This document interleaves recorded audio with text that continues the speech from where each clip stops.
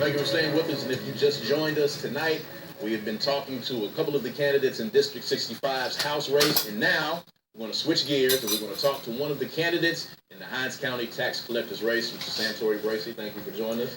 Thank you. Now, of course, in the interest of full disclosure, we sent an invitation to your opponent, the current gentleman that's holding the seat, Mr. Eddie Fair. We had a confirmation. Then we had a non-confirmation. Then we had a confirmation and a non-confirmation again. We'll look into that a little bit later.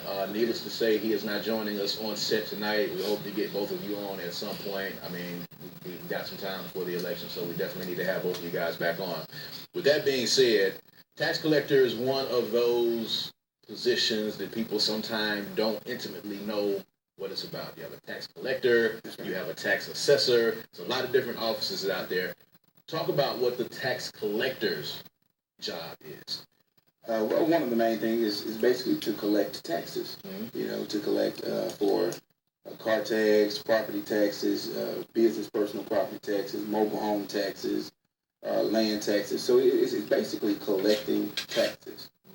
All right, so there's been a little bit of controversy with this campaign so far, and we're going to go into a couple of those things. And as I said, Eddie Fair is not here to respond to these, so I'll put them out here because you have brought a lot of these things to light. One of those first things is campaign signs. Yes. You have accused the incumbent of possibly tampering with some of your campaign signs. You've been very vocal about that. You put some information out on social media. Yes. You know, why do you think that was happening, and do you have it on good authority that it was happening, or where is your investigation taking you so far, and has that hindered your campaign in any way? No, actually, it has not hindered us at all. You know, we're still going full speed ahead. Well, one thing about it, I actually came out. I had about 40 to 50 4x8 signs, and we placed them several different, in different areas. Mm-hmm. And it started off with my sign on Woodrow Wilson. You know, that one was torn down, and again, it's 4 feet tall, 8 feet wide. So you know, they're large signs.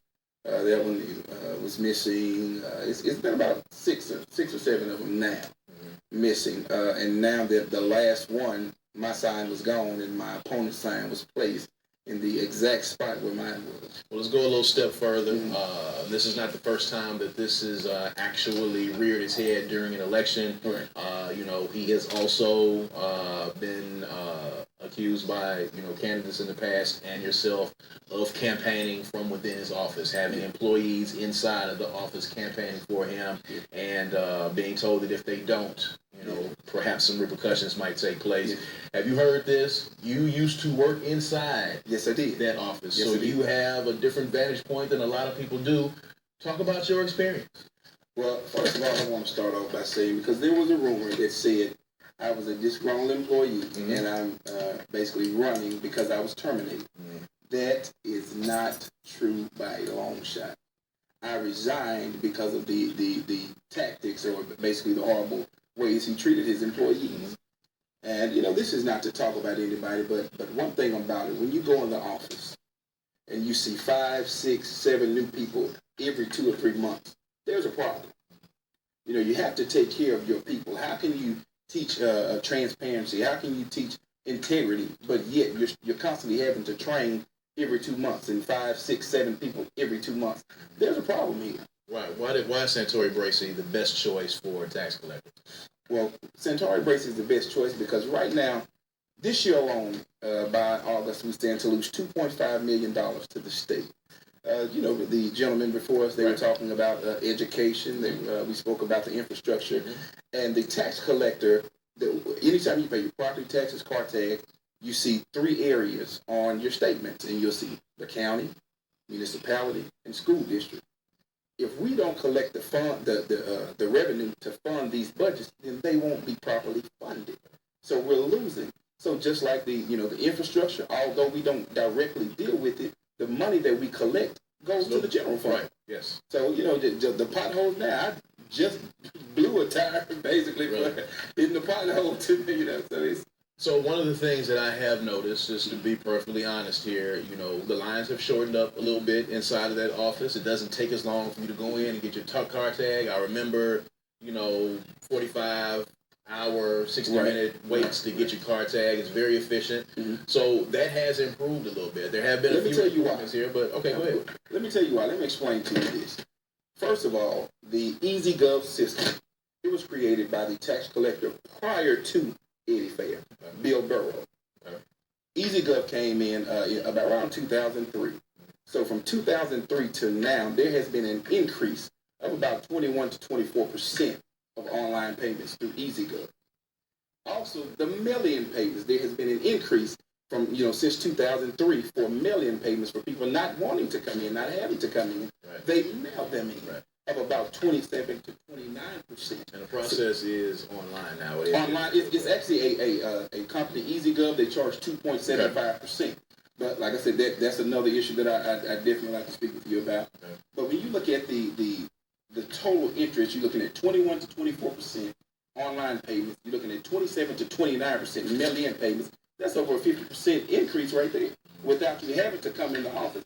So this is modern technology. This is nothing that he has just done. Right. If you look at his records going in, he only allowed, I know for 2 years straight, he allowed his employees only to take a 15 to 30-minute lunch break. To come in, they come in at 7. You said 15 minutes? 15 to 30 minutes. It's in his handbook.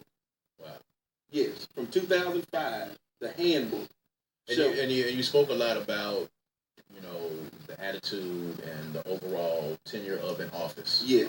It's a lot more than just collecting taxes. Correct. You have people that work inside of that office. Why do you think Santore Bracey will be a better person to be a steward and leader inside of that office than the current incumbent? Well, goes back to leadership, integrity, accountability. I'm accountable.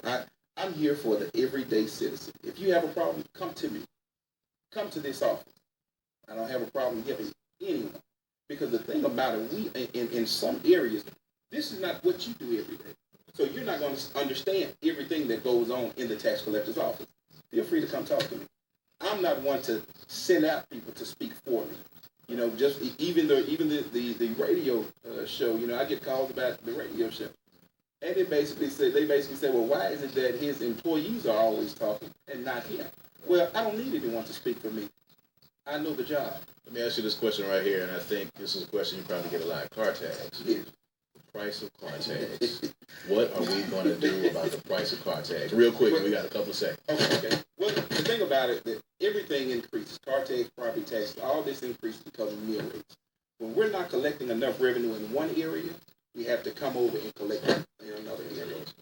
Car tags, it causes everything to increase. We definitely got to have you back because I need to have a conversation about those car tags. Anytime. Thank you, Santore, for being with us tonight. And thank you guys for joining us. We're going to be back next week. Remember, this is election season, so we've got more people that are going to be right here on set with us. We'll see you next week, same time, same channel. Peace and power.